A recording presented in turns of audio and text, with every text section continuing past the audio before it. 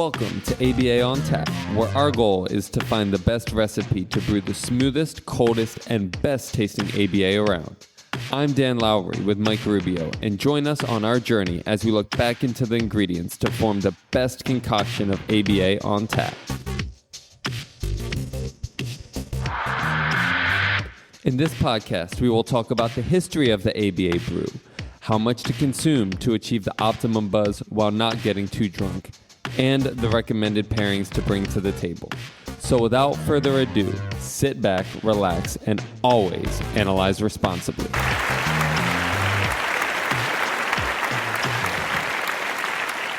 All right.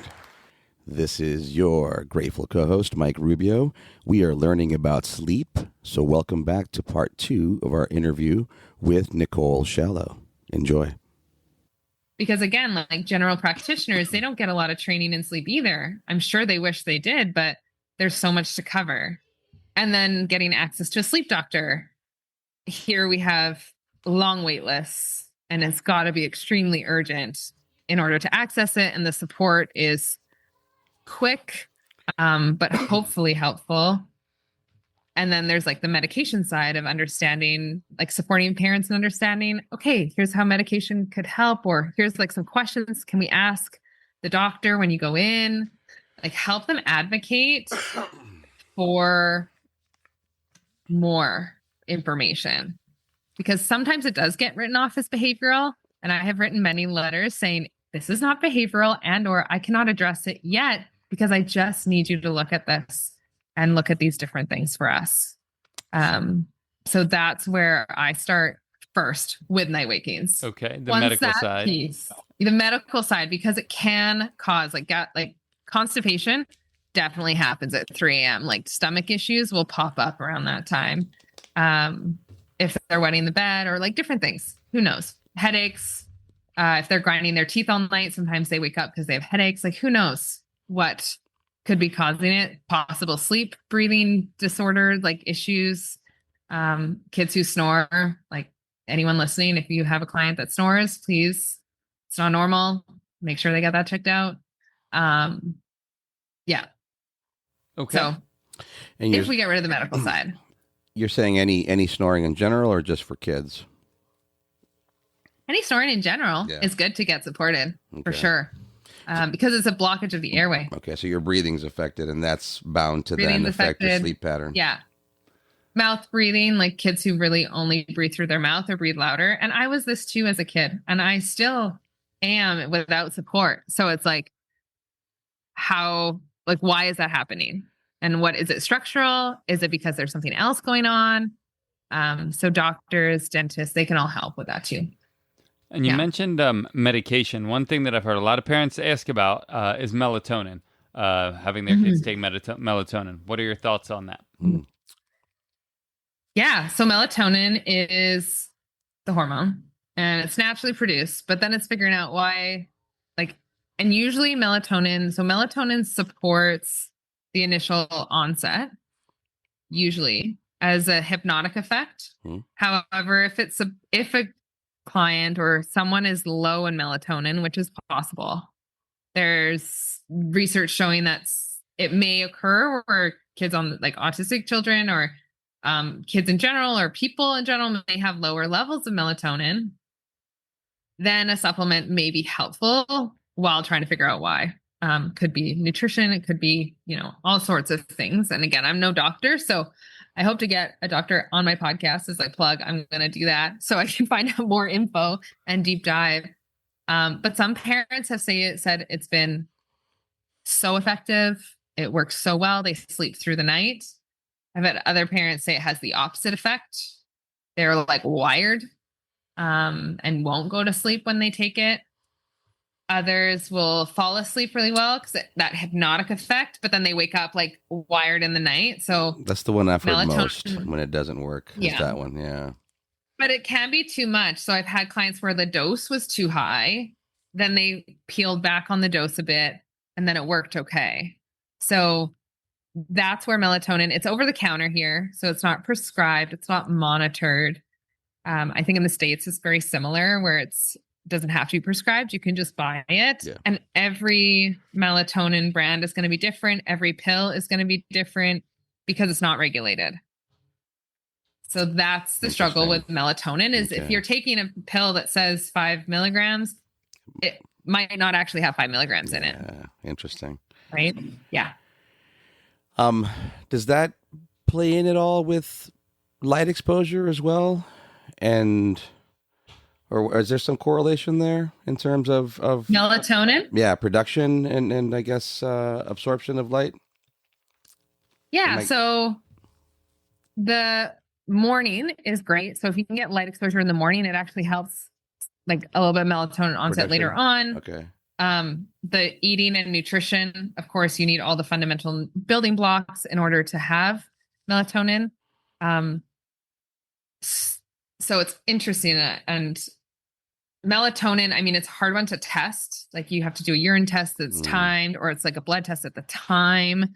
And so it's not common to test for melatonin. And that's what I've heard from doctors is it's not really common to test for it, but it's trying to figure out why is it not working? What's happening? And so understanding what could interfere. And I think there's still a lot of research to be done in this area.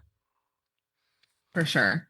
So you don't really have a stance one way or another on like, hey, I'd recommend taking it or not recommend taking it. It's a little bit more nuanced if the body's deficient in it and looking at the types of melatonin and more of a consult with the doctor than my child's not sleeping. Let me go to the store and pick up melatonin. Yeah, I would say consult your doctor or your pharmacist. Ask them what they think. Tell them about your child. Tell them the issue and make your decision. As a behavior analyst, we can't make recommendations on supplementation. We can't make recommendations on dosing. I can just say, talk to your pharmacist. Here are the specific questions I would ask. And you do with that what you will. And some parents will go and do that. And some parents won't. And that's totally their choice. But as a behavior analyst, I need to be very, very cautious of how I make recommendations because people are coming to me for advice. It's easier access to get to me than their doctor. And so I have to be very mindful of that.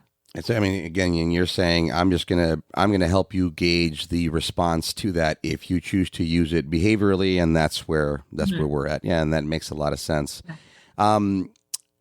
So medications and or other supplements that in your experience, and again, you're not making recommendations, but that in your experience, you've been like, oh, that seemed to have worked well in this particular circumstance. Anything that you might, suggest to people, maybe ask your doctor about this, that, or the other, aside from melatonin, that in your experience thus far, maybe has proven successful or helpful? Yeah, I think so.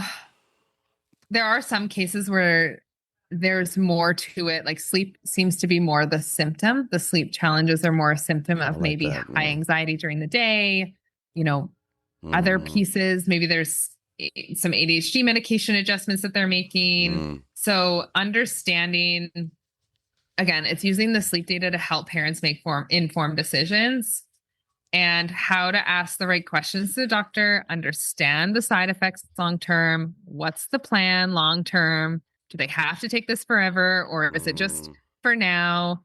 And I've seen cases where it's extreme and their body clock is completely flipped and they're not going to sleep and the medication has just settled things down. You can actually start teaching the new sleep hygiene routines, build stimulus control, and then figure out, can we wean off this and do it in collaboration with the doctor? Always, always, always. And if parents are trying to do it on their own, do not let them because there is so much more to know around that. I really appreciate what you just said. Let me make sure that I got it right. And what you're saying is the medication is the pill. It's likely just to conjure up the needed circumstance in which you can now learn to get yourself to sleep. Fair enough? Yes. I think that's really important for people. People need to understand that because I think that, me as a consumer, as a parent, I can think about things behaviorally all day. Excuse me. If I take my child to the pediatrician and they give medication, inevitably I'm expecting that thing to take care of it. And yeah, it's the same with stimulants for ADHD, right? The idea that this is just going to get your child into the right circumstance, and we might think that means that they're going to be sitting down attentively. No, in fact, it might make them move more, but it still might mean they're more attentive as they move more. How do we take advantage of whatever therapeutic effect we see as a result of that to then kick in behaviorally? And again, I think that's a really important premise that maybe we miss in other circumstances. And it sounds like you're saying here with sleep, it's not necessarily that medication or that supplement that's going to solve the problem, but more likely going to foster the circumstance in which you can now kick in with your behavioral parameters, your sleep hygiene, your routine. Exactly. So you can start building, you can start moving forward. And parents will try the behavioral route, and there's a certain point where you just need extra assistance based on life circumstances. Yeah. And I think there's a conversation out there. It's like, oh, medicated sleep is sedated sleep, which yes, but if the child's waking up alert and they're regulated and they're learning, they're engaging socially, they're probably okay. Like they're doing better than they were. Right. And so I have seen, and I've supported, the BCBAs that I mentee and like current clients where prior to getting better sleep, and maybe it's medical plus some behavioral pieces, they weren't speaking, they weren't engaging socially, they weren't showing up for they weren't able to learn. And then within a couple weeks, like they're speaking, they're talking, they're communicating, they're seeking out like other kids, they're more attentive to their environment because they're just not so sleep deprived and overtired. Yeah. And that's so incredibly cool. It's just so cool. It's very cool. Wow. And there's so many on the flip side of that, so many ramifications about being sleep deprived and tired, which are going to have behavioral effects throughout the rest of the day. And then, we've always said that you can run the best ABA program in the world, but like you said, if your child's not eating right and sleeping right, it's not going to go anywhere because they're not ready to learn. I do have a question for you. Something you mentioned earlier that's probably the number one thing that the parents listening are going to want to hear your stance on, your opinion of, is crying it out. You've mentioned some method, the crying out method. You had a name for it a little bit earlier. I've used it a lot, like with extinction, when I use my extinction examples, as a younger BCBA who's still pretty ignorant to the sleep science, talking about, your kid cries, just let them cry it out. And, they'll eventually, it's an extinction burst and it'll eventually decrease. But there may be more nuanced research. And I forget, again, the method you specifically referenced in there, the firmer method. Okay. Please speak to the crying it out, your thoughts, suggestions, whatever. Yeah, I think there's an over generalization of what cry it out actually means, where it's like what my parents did, shut the door and let them just cry. Yeah, it's like extinction. I don't know if they read the whole book. I'd have to ask my mom. I'd have to ask her if she actually read the whole instruction manual. But there's ways to do it where it also provides co-regulation and support. So the one I talked about with the visits, and I have friends who have done a similar method, and I think cry it out is just the common label for it. Yeah. It's every parent's perspective. Is it something that I'm going to do? No, because I'll be crying at the same time. And I'm just like, he can't regulate if I'm not. Like, I just know who I am. And I've never, that's, even as a young behavior interventionist, when I was asked to put things on extinction fully, it was incredibly hard for me. Yeah. So it's just not who I am. And I think, if I told my husband to do it, he probably would, but I don't think anyone would have any.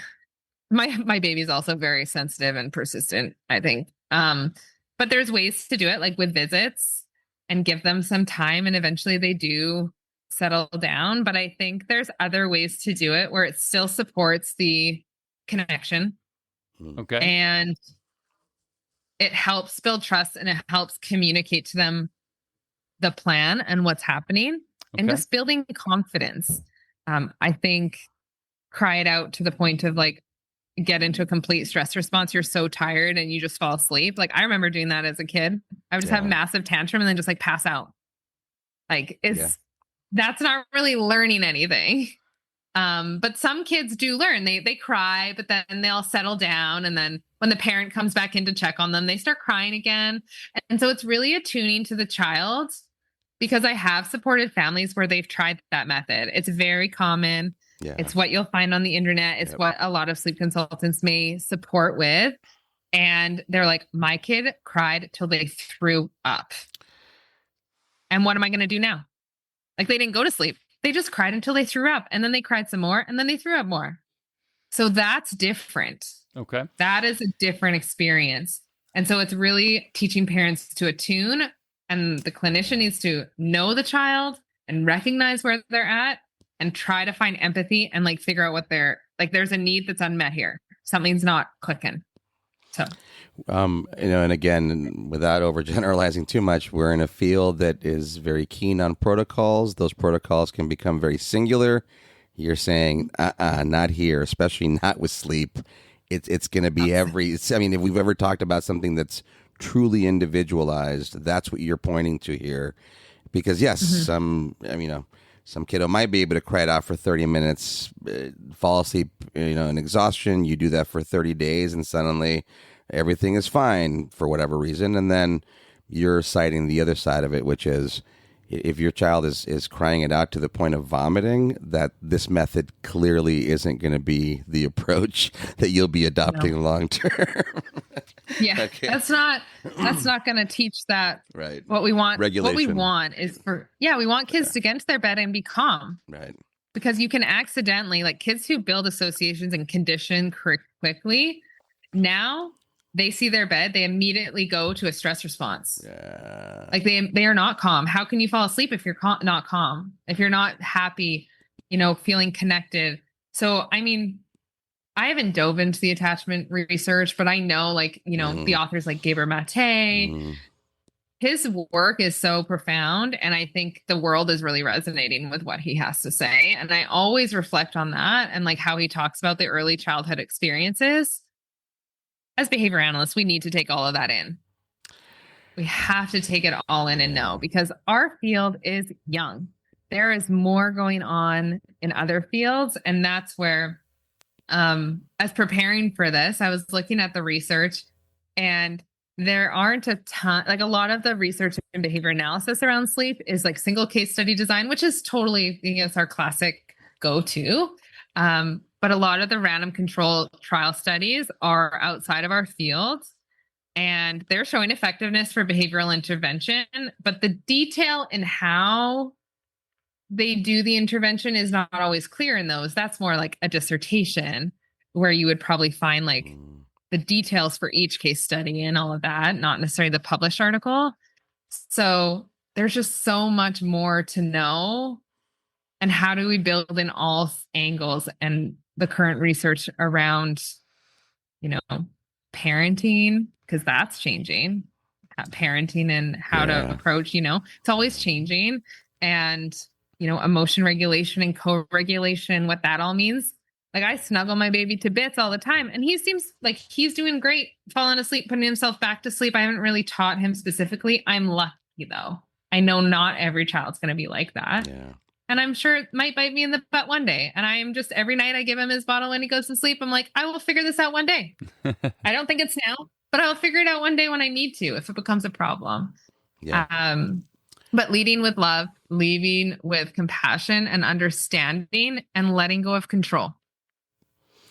It's what you just said there, that, if you can adapt that mantra in that, nth minute as you're sitting there next to your child's bedside trying to soothe them, and they're not going down, and you're thinking about the dishes and you're thinking about other stuff that you need to get going, that can be really, really challenging. And then there's the premise that you're presenting very parsimoniously, which is, how do you embrace that? How do you hold on to that? Because whether you spend those 20, 30 minutes all tense and frustrated, or just leaning into it and trying to enjoy it, that time is going to have to be invested. That's, and again, I can say this all day and then I have to be at my 4-year-old's bedside at minute 22 and I'm going, all I want to do is get back to the couch and start my evening and chill out.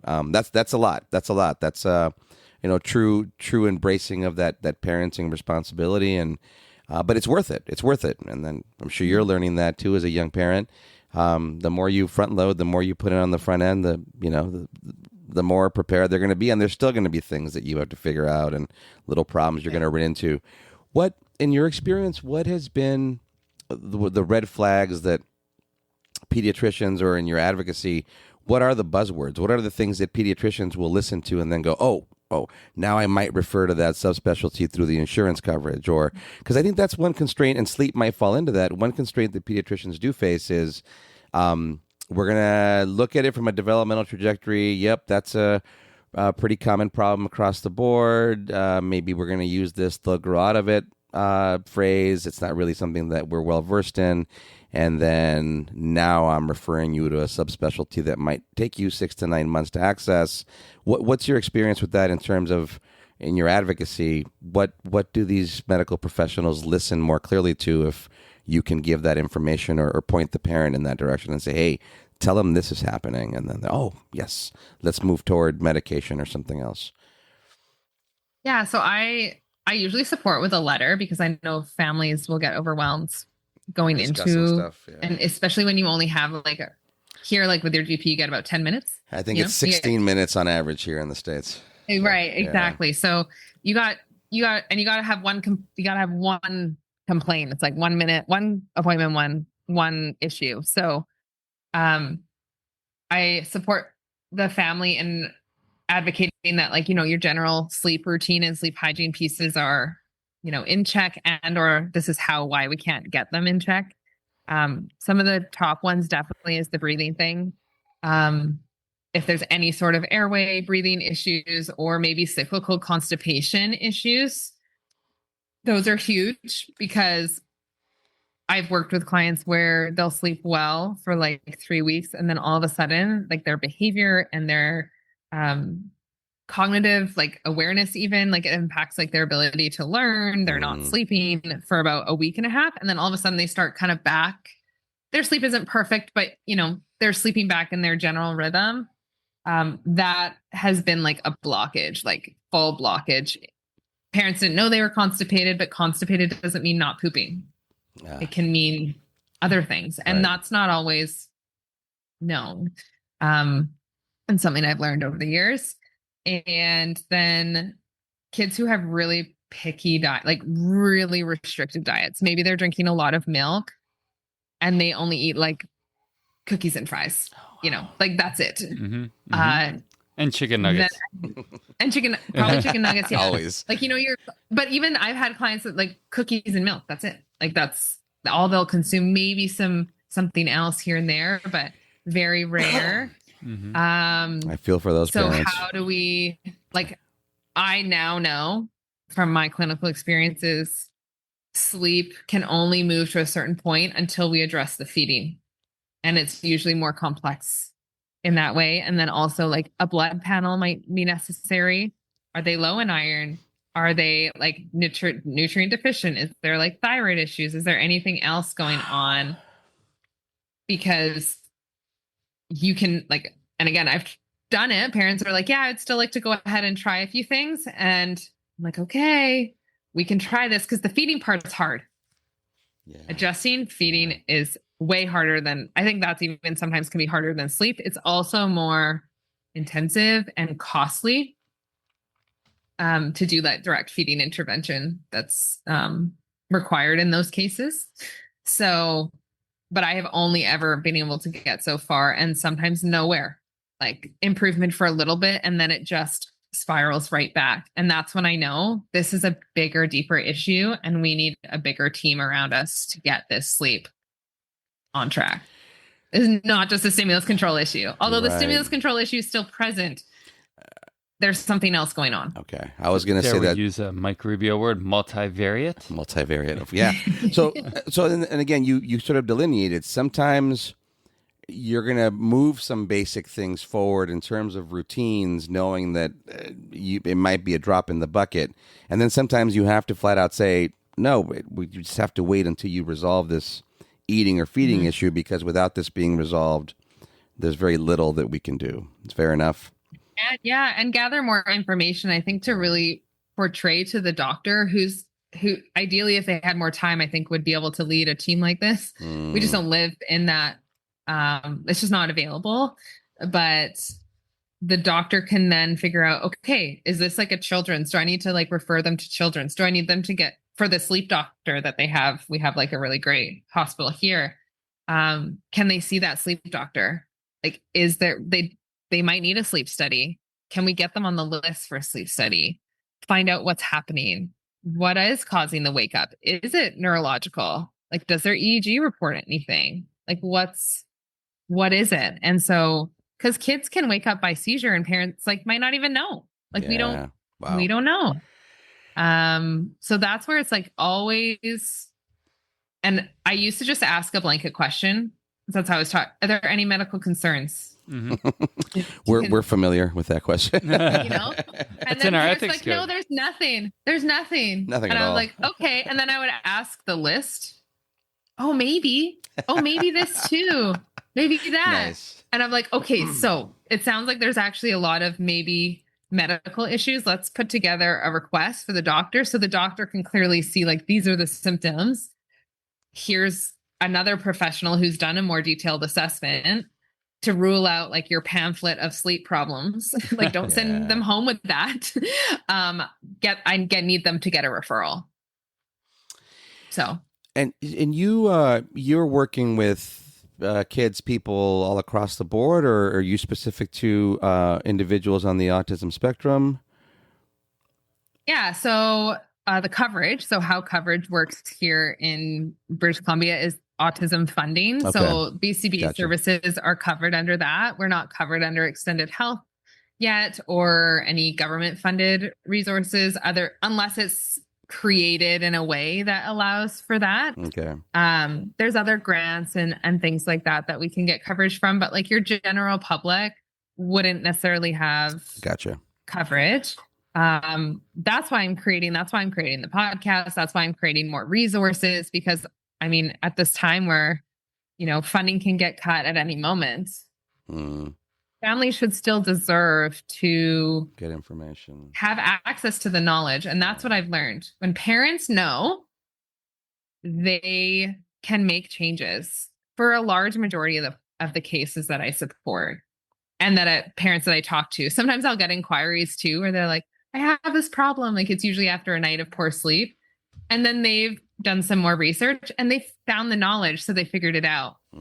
So that's for me why I wanted to make it accessible to everybody and then support other behavior analysts to then infiltrate systems in different areas too. Because I can't help everyone one-on-one. Right. And I think like future, if the BACB is listening, like I would love for this to be like an entire course, like feeding and sleep and understanding it from like the behavioral lens and then how complex it can be needs to be part of it, because you can't learn.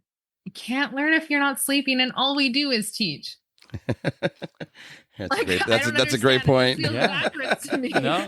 How do we get past this? That's such a good point. I think one of the things the BACB always hides behind is that competency piece, right? Well, if we're not if we're not like fully trained on it, then we can't even talk about it. So yeah, I agree. Even like a basic training, a rudimentary training would give BCBAs so much, and not that we would necessarily be advocating for specific medications or whatever, but parents are coming to us all the time as my child's having difficulty sleeping, and even with a little bit of knowledge, we would be able to give substantially better advice than we're currently giving now of literally basically what you said not to do earlier, shut the door and let them cry it out. Yeah. And this is something where, again, why I'm making this podcast, because sleep is sometimes the issue, but it's also a symptom of something else. And so is it anxiety? Is it regulation? Is it like the high stress that kids are experiencing every day? And how can we support them in developing the skills to reduce their stress levels, to learn how to relax, to learn how to connect and move towards their values and all those things? Sleep sometimes comes alongside. Sure. You don't even have to tackle it head on. So that's why I'm so passionate about it. And I've shifted my lens to be bigger, because I was like, kind of like in this like sleep specialist role. But then I'm building a clinic myself. I have other BCBAs and I'm like, you know what? this sounds like not like it's an anxiety sleep case. And again, I've supported kids with anxiety and sleep, and I've only been able to get so far because if there's a day where there's a big trigger and there's a huge panic and there's just more and it just snowballs, then the sleep falls away. And so it's actually the anxiety. If you can, I know from personal experience too, if I can manage my stress, if I can manage my anxiety, if I can learn strategies to regulate and, stay present and bring myself down, sleep, you don't even have to think about it. That's the goal, So, to not think about sleeping. All angles. I love it. I love it. That's awesome the way you just said that, because you might be considered a subspecialty, but the way you just described that, you're really hitting just about every other part of a child's day, for example, to ensure that you can get to that sleep hygiene part. That we started talking about sleep hygiene, and that's 20, 30 minutes at the end of everything else that you are supposed to be trying to do on a daily basis with your child. And that's amazing. It's living a fulfilling, purpose-driven life. Yeah. Right. And kids should be deserving of that too. And I've worked with, and it's unfortunate because I know like every behavior analyst is doing the best they can with what they know. Yeah. And I've worked with kids, I've had discovery calls, and of course, like I don't necessarily live where they live. And there's still that model of like 40 hours a week, highly intensive, like drilling type of support. And now this child's like so stressed, like so incredibly stressed. The family's stressed. They don't want to go to sessions. Or if school is a problem, now school refusal. And the best way to refuse school is to sleep through it, to be honest. Yeah. Sure. So, I mean, I've supported. So if I can get kids up and out and happy to be awake and purpose in their days and this is from ages 2 to teen, sleep will get better. It will. But if I have kids who, I've teenagers who lock themselves in their bedroom, they are on the internet all night, their best friends live in Australia. What am I going to compete with that? Their Australian friend is up at night. I can't compete with that, right? Yeah.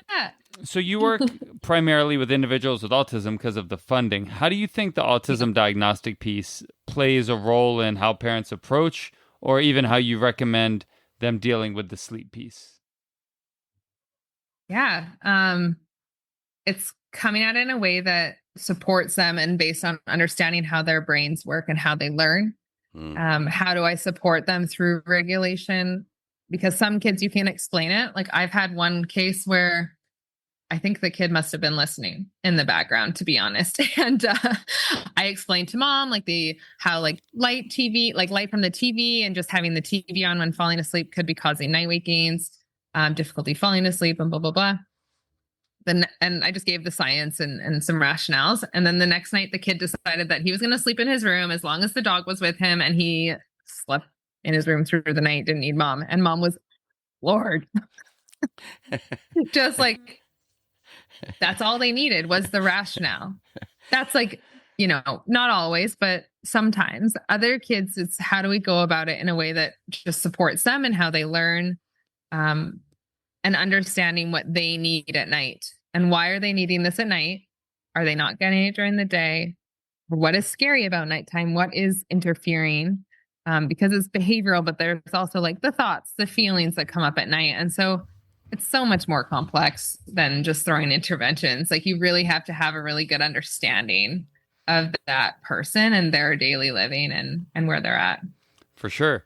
I think we run a lot of parent groups, and a lot of the parents that we work with, a lot of times younger individuals, they may have one child on the spectrum, and their question's always like, is it the autism, right? Like, my child's not sleeping. Is it the autism? And it's like, no, individuals without autism struggle sleeping, and it doesn't matter whether it's the autism or not. What are we going to do to, deal with it?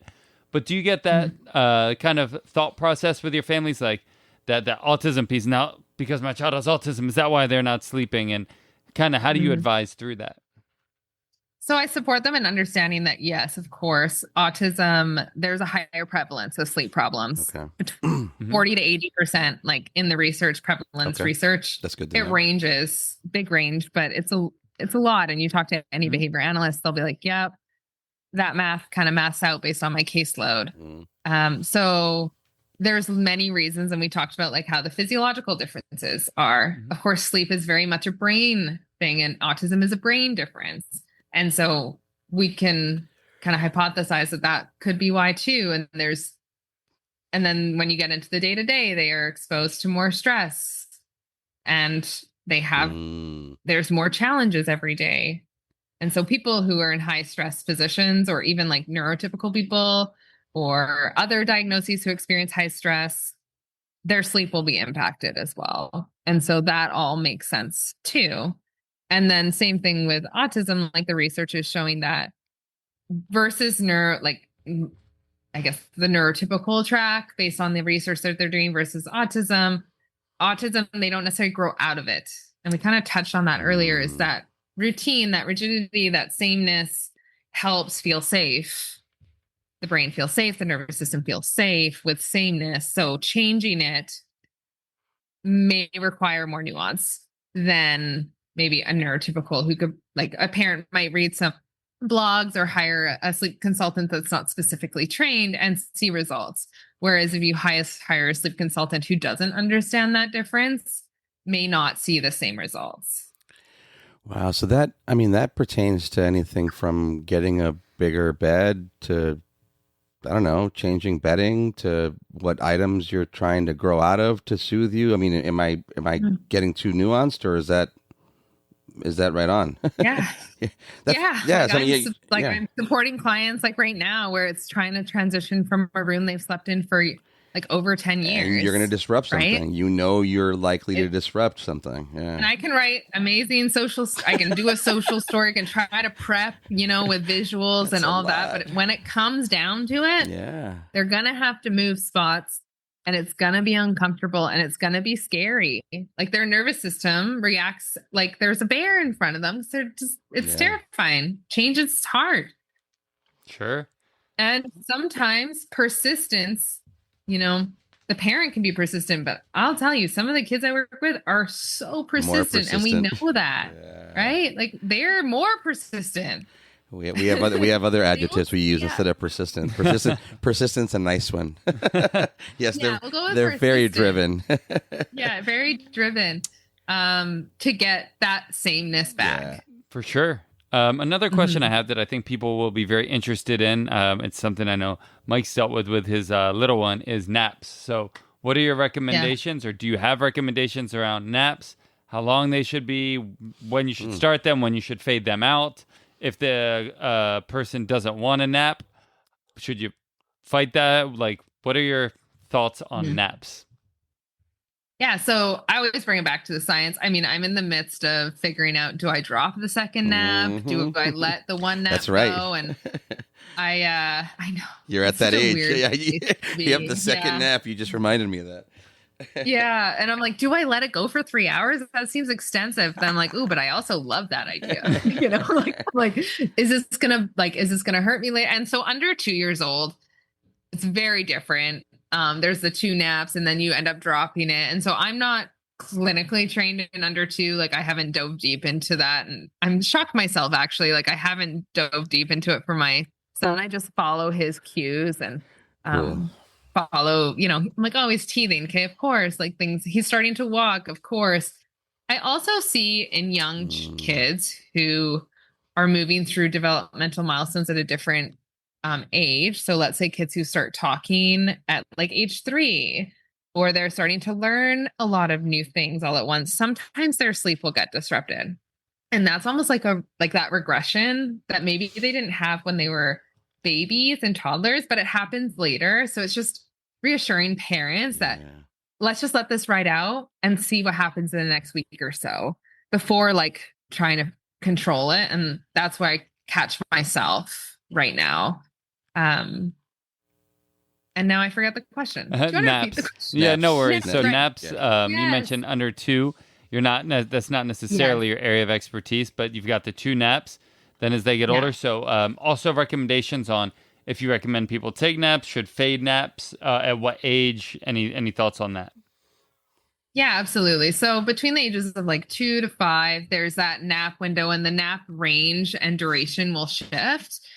So what you're looking at is how much sleep are they supposed to get over 24 hours. And Mm. so there's the Sleep Foundation is a great website. It gives you a rundown of how much sleep everyone needs. It's always being updated. And we can put that in the show notes too. But for your kids, sometimes they'll be on the higher range or the lower one, but you're looking at total. When it starts to become, naps start to become something to look at is if you're seeing delayed sleep onset. So let's say, and I see this a lot. So kids who go to daycare, daycares typically won't wake children up, sleeping children up. It's almost a mandate. Plus, that's when their staff gets the break, and the ratios are different, I think. And, there's a lot of nuance to that too. And they also insist on the rest time or the nap time differently. So even if your kid's not needing the nap, so to speak, they're going to get it. Anyway, continue. And they likely will fall asleep because they set the stage and the conditions for kids to fall asleep. You're describing my current situation with my 4-year-old. Continue, please. I know 4-year-olds are tricky. Like when they're just moving into kindergarten soon and they still fall asleep. So it impacts that sleep pressure. So if we think about sleep pressure building over the day, as soon as you have a nap, it cleans out part of that sleep pressure. So now you're building.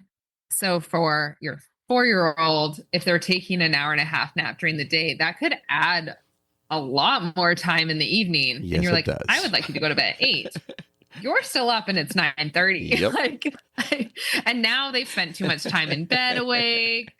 It's this back and forth. Everyone is frustrated. You keep the routine because that's the good thing to do. And she's sitting there going, but I don't want to go to sleep.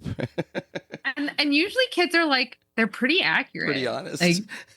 And all of a sudden they're like hungry, they're thirsty, they have to use the bathroom 3 or 4 times. Yep. And you're like, what is happening? It's usually because their sleep pressure is just not there. Yeah.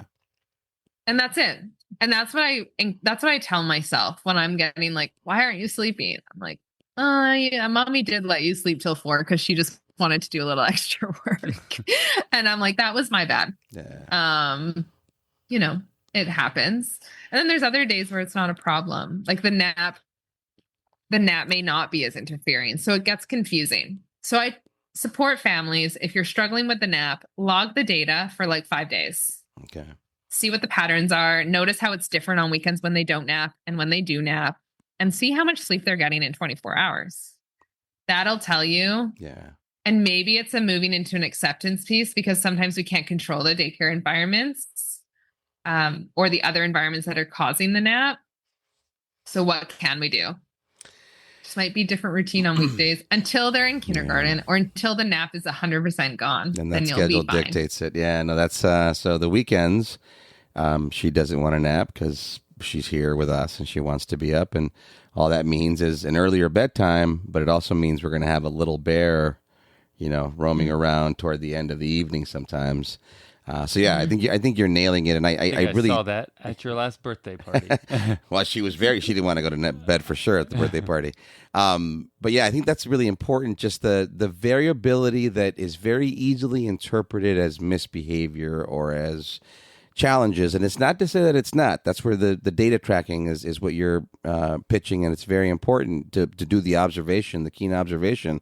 But then within that, I think that it's very important to think about the gradual nature of change in these things, the idea that there's development's going to change these patterns naturally, and that 1 or 2 days off kilter or off routine aren't necessarily a big deal, and in fact are to be expected. And the next question is, what do we do next to get back on track, whatever that means? I mean, that's a lot. And I think, again, I really want to stress that because we can all get very comfortable with our linear solutions, and this is certainly not a situation that's going to be linear, at least not for very long. No. One last question, and this is relevant to me, but I think it'll be relevant to a lot of people. So I've heard that blue light, electronic light's not the best thing to absorb right before bed. For me personally, I find that my brain likes to turn on like right when I lay down. That's when I think about work and what I can do better with clients and things like that. So my sleep routine, and I'm actually a pretty good sleeper for the most part, is like watching something mindless on TV or scrolling my phone for like a half hour. That gets me into like repetitive, like mindless mode, and then I pass out. Yeah. Which might not be recommended because that's bringing in blue light into my life, but it works for me. Any thoughts for what you'd recommend parents to do, either with their kids or themselves, about kind of that blue light? I love this conversation now because the research coming out is just, it just debunks the whole thing. Yeah. Really? Yeah. It's debunking the whole thing. There was a lot of money made in blue light blocking. And I think there's a space to understand how blue light affects, certain things. I have a blue light protector on my screen because I found my eyes got really strained with the screen, and it's been great for the most part. But daylight exposure in the morning is a great way to block effects of blue light in the evening. We have night shift mode. The blue light blocking glasses, I think people have overused them, and they actually use them during the day when like you actually want like blue light in your eyeball, like you want that. And so people, like, I know my sister still uses them a lot. She stares at screens, but her sleep was getting all messed up. I was like, you need to take them off at some point. Like you have to take them off. And the research is showing like max 10 minutes, it might delay your sleep, but nothing crazy. Interesting. Okay. So I also, when they're looking at how screens impact sleep onset, and there's an amazing professor, sleep doctor. I will link his LinkedIn. I always mess up his name. I think it's Dr. Gradisia. Anyway, I'll send his stuff, but he always is bringing new research forward and debunking a lot of these like pop culture sleep hack things, because he doesn't like, I also don't like seeing people buying a lot of things to fix their sleep. There's a lot of money in the sleep industry for products, and so I'm always very cautious. I mean, there was one eye mask that someone gifted me once, and I was like, this is the best. His business no longer is around, but I was like, this is literally the best eye mask I've ever had. But buying things to fix it, unfortunately, it usually never really does. And maybe there's a placebo effect. But what you say, watching a mindless show, I also felt so guilty about it. I was like, wait, isn't this like this is against sleep hygiene? But Friends, hello, like that would be on repeat and I could fall asleep so quickly. Now I'm so tired from being a mom that like, no problem. But I also, there's this stimulation piece, like sometimes video games versus watching a mindless show, very different interaction with the screen. Same with like YouTube and scrolling on Instagram or TikTok. Because you never know like what you're going to get. I think there's also a difference between children's brains, teen brains, and adult brains with use of screens and how it impacts. So asking yourself, is this helping me come down and fall asleep? Yes, then great, use it.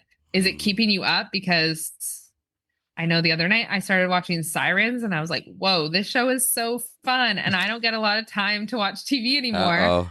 And I stayed up till 11:30 watching the show. And I was like, yeah, that was a sleep displacement moment. And your son reminded you the next morning that you stayed up too late. I definitely. First thing, Mom, you were up too late. Yeah. I was like, hopefully I don't have to get up tonight. But like, I think that was worth it. And so it's understanding how the screen or how the choice you're making is impacting it. And if you're just full acceptance around it, like it's all good. All right. It's more about stimulation and engagement in a sense then. It sounds like blue light isn't even necessarily bad, so I'm not even necessarily making a sacrifice. So thank you. There you go. There you go. No, the research is definitely not strong on that one. Well, good. So that's good. And that's good to know. We have covered a tremendous amount of ground. Before we wrap up, tell people out there a little bit more about where to find you, about your upcoming podcast. Have you published yet? Are you guys, when's the prospective date for first publication? Give all your pitches. Make sure people know where to find you. Yeah, absolutely. So I'm on Instagram at Your Behavior Gal. I'm pretty active there. The podcast I am working on as one does, is have a few episodes ready to go to launch. And then we'll be continuing that, like fingers crossed, early August. That's done and Great. out. Good luck. Be looking And forward. then, yeah, so excited. I was like, I have my mic. I am good. Good. And Nice. um, You'll be great at it. Don't drop it. thanks. Yeah, I've done so many interviews. I'm so excited for it.